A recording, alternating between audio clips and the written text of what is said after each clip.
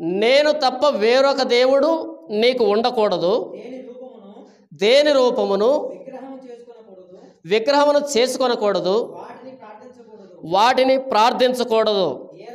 ఏలయనగా నీ దేవుడనైన యెహోవానగు నేను అసూయ ఈర్ష్యగల దేవుడును అని రాశారు వీళ్ళు.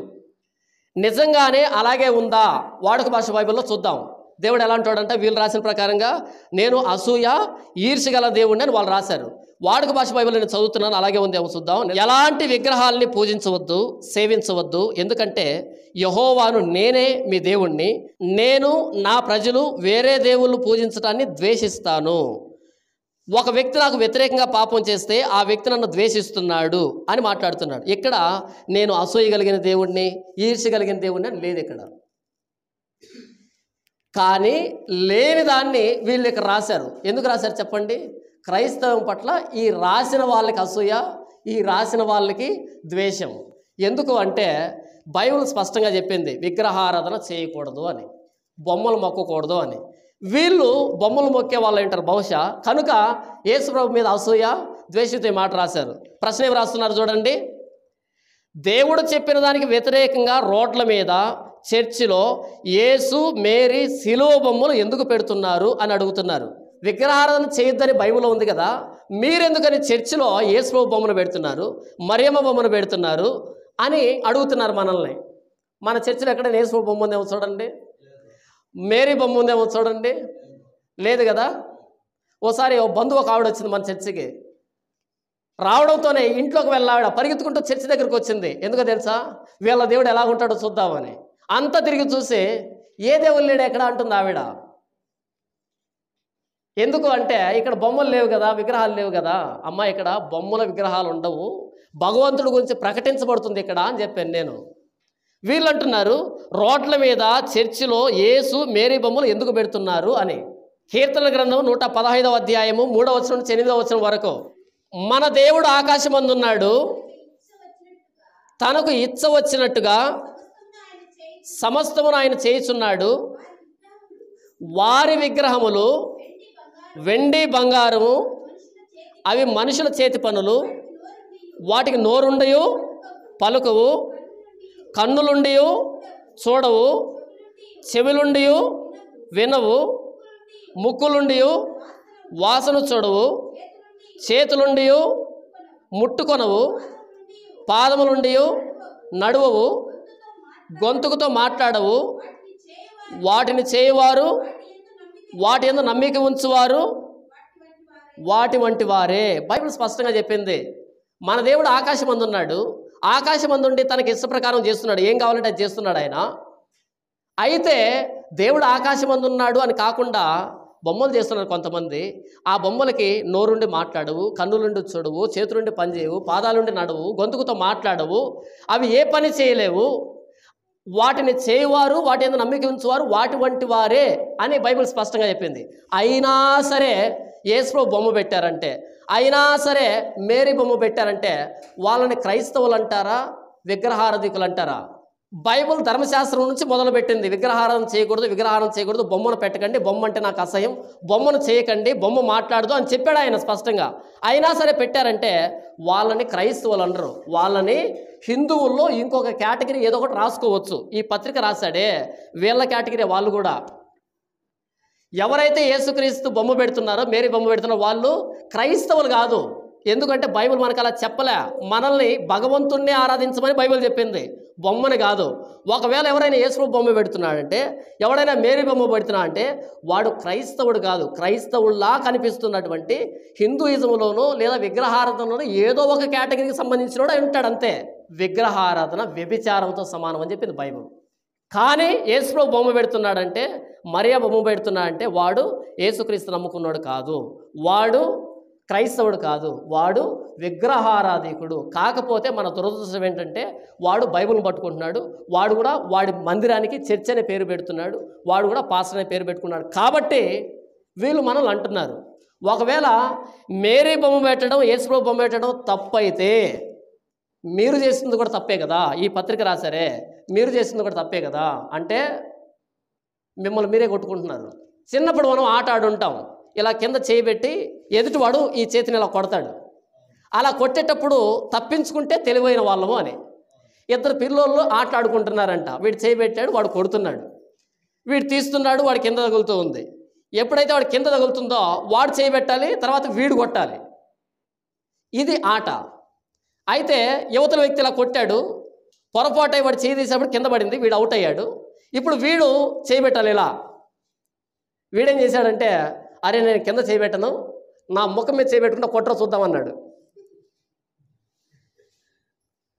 కింద చేయబెట్టాడంట ఈ తెలివైనోడు. ఈ పత్రిక రాసిన ఈ తెలివైనోడు కింద పెట్టాడంట, చెయ్యి ఇలా ముఖం మీద పెట్టుకుంటాడంట, కొట్టు చూద్దామన్నాడు. వాడు బలంగా కొట్టడం ప్రారంభించాడు. దగ్గరకు రాగానే వెంటనే చేయి తీసేసుకున్నాడు. చూసారా ఎంత తెలివో? ఎక్కడ పడుతుంది దెబ్బ? కన్ను పోతుంది కదా. మరియ బొమ్మను పెడుతున్నారు, యేసు బొమ్మ పెడుతున్నారు, సిలువ బొమ్మ పెడుతున్నారంటే నీ ముఖం మీద చేయి పెట్టుకున్నావరా నాయన. ఆ యేసు బొమ్మ కానీ మరియ బొమ్మ కానీ సిలువ బొమ్మ కానీ పెట్టొద్దని బైబిల్ చెప్పింది. వాళ్ళు విగ్రహారాధికులే, నువ్వు కూడా విగ్రహారాధికుడివే. నీ ముఖం మీద చేయి పెట్టుకుంటున్నావు. నేను ఎటు కొట్టినా ఇద్దరికి తగులుతుంది. చేయి తీసావనుకో కంటికి పడుతుంది, చేయి పెట్టుకుంటే చేతికి పడుతుంది, మొత్తానికి నీ ముఖమే నాశనం అవుతుంది. నువ్వు చేయాల్సింది ఏంటంటే, ఎందుకని కొన్ని చర్చిల్లో యేసు బొమ్మ పెడుతున్నారు, మరియ బొమ్మ పెడుతున్నారు, సిలువ బొమ్మ పెడుతున్నారు అని కదా అనాల్సింది. వాళ్ళ దగ్గరికి వెళ్ళి భుజం మీద చేసి మన ఇద్దరం బాయి అన్నదమ్ములవరా, నేను ఇంకొక దాన్ని నమ్ముతాను, ఇంకొక దాన్ని బొమ్మ పెడతాను, నువ్వు యేసు బొమ్మ పెడుతున్నావు, ఇద్దరం బొమ్మ వేచారా, మన ఇద్దరం బాయి అని చెప్పాలా. అలా కాకుండా ఎందుకు వాళ్ళు పెడుతున్నారంటే, నేను గట్టికి కొడతాను, వాడికి తగిలినా నీకు తగిలినా ముఖం పచ్చడేది నీకే. వీళ్ళు చెప్పినట్టుగా మరియ బొమ్మ పెట్టడం కానీ, సిలువ బొమ్మ పెట్టడం కానీ, యేసు బొమ్మ పెట్టి తప్పు అయితే, వీళ్ళు పెడుతుంది కూడా బొమ్మలే కదా. బొమ్మకు పేరు వేరే ఉంది కానీ బొమ్మ అయితే కామనే కదా, విగ్రహారాధనే కదా. వీళ్ళకి మనం కౌంటర్ ఇస్తే వాడు కూడా తగులుతుంది కదా. ఈ మాత్రం ఇంకిత జ్ఞానం లేకుండా ఈ పత్రిక రాశాడంటే వీడి తెలివితేటలు ఏ స్థాయిలోనే చెప్పండి. ఇంత తెలివినోడికి బైబిల్ అర్థమవుతుందా? తెలివి తలలో ఉంటే బైబిల్ అర్థమవుతుంది. దిగజారి మోకాల్లోకి వచ్చిందనుకో వాడికి బైబిల్ అర్థం కాదు పాపం. ఇది రాసిన వాడికి మోకాల్లో ఉందో మరి అరికాల్లోకి వచ్చిందో కూడా నాకు డౌటే. ఎందుకు అంటే విగ్రహారాధన గురించి మనం ప్రశ్నలు ఏమదీస్తున్నామంటే, వీడు దంచి కొడతాడు కదా విగ్రహారాధన గురించి, అది మనకు కూడా తగులుతుంది కదా నాయన అని వీడు సర్దుకోవాలి కదా. సర్దుకోకుండా రాశాడంటే వీడి తెలివితేటలు చూడండి ఒకసారి. ఆసియాలో వాక్యం చెప్పకూడదని పరిశుద్ధాత్మ వారిని ఆటంకపరిచినందున వారు ఫ్రుగియా గలతియా ప్రదేశముల ద్వారా వెళ్ళిరి. అపోస్తుల కార్యములు 16వ అధ్యాయము 6వ వచనం. దీనిని ప్రస్తావిస్తూ మరి భారతదేశంలో ఎందుకు ప్రచారం చేస్తున్నారు అని అడుగుతున్నారు. ఇక్కడ అపోస్తుడైన పౌలు వాక్యం చెప్పడానికని ఆసియా ప్రాంతానికి వెళ్తూ ఉంటే పరిశుద్ధాత్ముడు వారిని ఆటంకపరిచాడంట. వెళ్ళకండి ఆసియాకు అని చెప్పాడంట. దీనిని వారు మనసులో పెట్టుకొని, మరి భారతదేశంలో ఎందుకు మీరు యేసుక్రీస్తు గురించి ప్రకటన చేస్తున్నారు? మీ బైబిల్లోనే పరిశుద్ధాత్ముడు ఆసియాకు వాక్యం చెప్పకూడదని వ్రాయించాడు కదా, మరి మీరెందుకని భారతదేశంలో యేసుక్రీస్తు గురించి చెబుతున్నారు అని అడుగుతున్నారు. వీళ్ళు ఎందుకు ఇలా అడుగుతున్నారు అంటే, పాపం ముందే చెప్పాను కదా నేను, వీళ్ళకి చదువు తక్కువ, లోక జ్ఞానం తక్కువ, కామన్ సెన్స్ తక్కువ. ప్రస్తుతం మన ప్రపంచం 7 ఖండాలుగా విభాగించబడి, అందులో అతిపెద్ద ఖండమైనటువంటి ఆసియా ఖండము, అందులో ఉపఖండమైనటువంటి అందులో ఒక దేశమైనటువంటి మన భారతదేశం. మన భారతదేశం ఆసియా ఖండంలో ఒక దేశంగా ఉంది. ఎప్పుడు భూమి అన్నది ఖండాలుగా విభజించారు అనేది అవగాహన ఉంటే ఈ ప్రశ్న వచ్చిండేది కాదు. ముందే చెప్పుకున్నాం కదా, చదువు తక్కువ కాబట్టి తెలియదు. భౌగోళికంగా ప్రపంచం ఎలాంటి మార్పులకు లోనవుతూ వచ్చింది అనేది తెలియని కారణం చేత దీన్ని అడుగుతున్నారు. సరే, దేవుడు ఆసియాలో వాక్యం చెప్పకూడదని పౌలుతో చెప్పి ఉంటే మరి భారతదేశంలో సువార్త ప్రకటించడం తప్పు అవుతుంది. అయితే ఆసియాలో వాక్యం చెప్పకూడదు అనేదే వాస్తవం అయితే, యేసుక్రీస్తు అపోస్తుడైనటువంటి తోమ భారతదేశానికి వస్తూ ఉంటే ఎందుకని పరిశుద్ధాత్మ దేవుడు ఆటంకపరచలేదు? అంటే వెళ్ళమని ఆయన పర్మిషన్ ఇచ్చినట్టే కదా. సరే, మన వాళ్ళకి ఇలా లాజిక్గా చెబితే అర్థం కాదు, వాక్యానుసారంగానే చూద్దాం.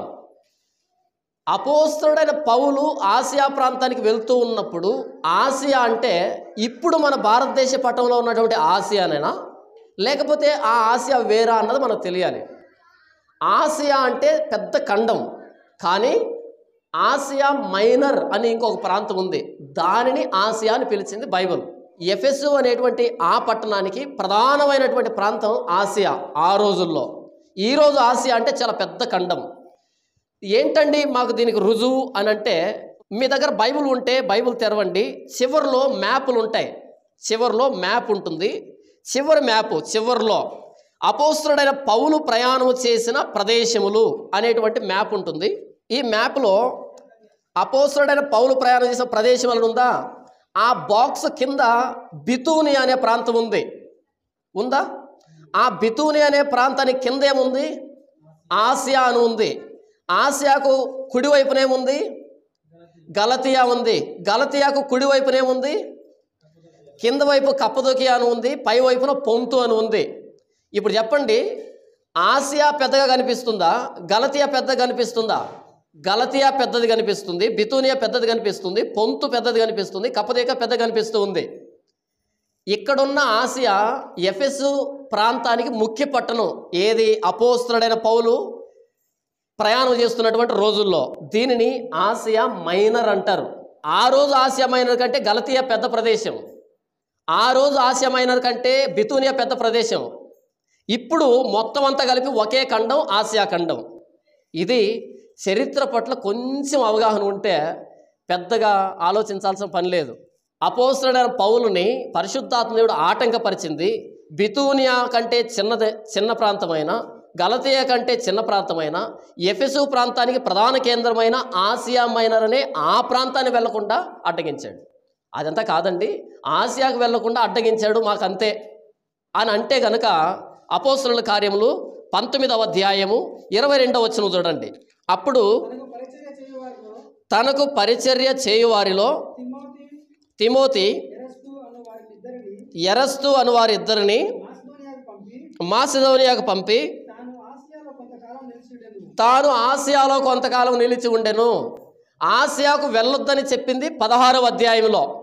ఆసియాకు వెళ్ళొద్దని పరిశుద్ధాత్మ దేవుడు చెప్పి 16వ అధ్యాయంలో. 19వ అధ్యాయం వచ్చేటప్పటికి అపోస్తలుడైన పౌలు ఎక్కడున్నాడంట? ఆసియాలో ఉన్నాడంట.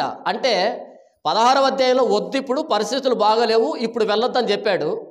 19వ అధ్యాయం వచ్చేటప్పటికి ఇప్పుడు వెళ్ళు ఆసియాకు అని చెప్పాడు. ఆయన ఆసియాకి వెళ్ళాడు, పరిచర్య చేశాడు. మరి 19వ అధ్యాయం చదవలేదా? లేకపోతే వీళ్ళకి కనిపించలేదా? లేదా తెలిసి తెలియని వాళ్ళను మోసం చేసే ప్రయత్నం చేస్తున్నారా? 16వ అధ్యాయం చదివిన వీళ్ళు 19వ అధ్యాయం ఎందుకు చదవలేదు? అక్కడ వెళ్ళొద్దన్నాడు, ఇక్కడ వెళ్ళమన్నాడు. అది కంటిన్యూషన్ కదా 28 అధ్యాయాల వరకు. అంటే వీళ్ళ అజ్ఞానం ఏ స్థాయిలో ఉందో ఒకసారి ఆలోచించండి.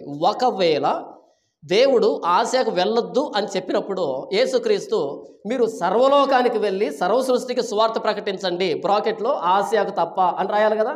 సర్వలోకానికి సర్వ సృష్టికి వెళ్ళమని యేసుప్రభు చెప్పాడు. పరిశుద్ధాత్ముడు మీ మీదకి వచ్చినప్పుడు మీరు యోదయలోను సమరయలోను భూదిగంతముల వరకు నాకు సాక్షులై ఉంటారని చెప్పాడు. అపోస్తలుడైన తోమా యేసు ప్రభువును తగిలి నిర్ధారించుకుని వచ్చినటువంటి తోమా మన భారతదేశానికి ఈ చెన్నై ప్రాంతానికి వస్తూ ఉంటే మరి యేసు ప్రభు ఏం చేస్తున్నాడు అంటే యేసు ప్రభు అనుమతించాడనే కదా. కనుక చరిత్ర పట్ల అవగాహన లేనప్పుడు ఇలాంటి క్వశ్చన్లు వస్తూ ఉంటాయి, ఇలాంటి ప్రశ్నలు వస్తూ ఉంటాయి. నా ఉద్దేశం ఏంటంటే బైబిల్ను చదవడానికి కూడా చేత కాదు వీళ్ళకి. 16వ అధ్యాయంలో ఆగిపోయారు, 19వ అధ్యాయానికి ఎందుకు రాలేదు? కనీసం అపోస్తలుల కార్యం అంతా పూర్తిగా చదవచ్చు కదా. ఎంత జ్ఞానం ఉందో చూడండి వీళ్ళకి. అపోస్తలుడైన పౌలు కాలంలో ఉన్న ఆసియా వేరే, ఇప్పుడున్నటువంటి ఆసియా ఖండం వేరే.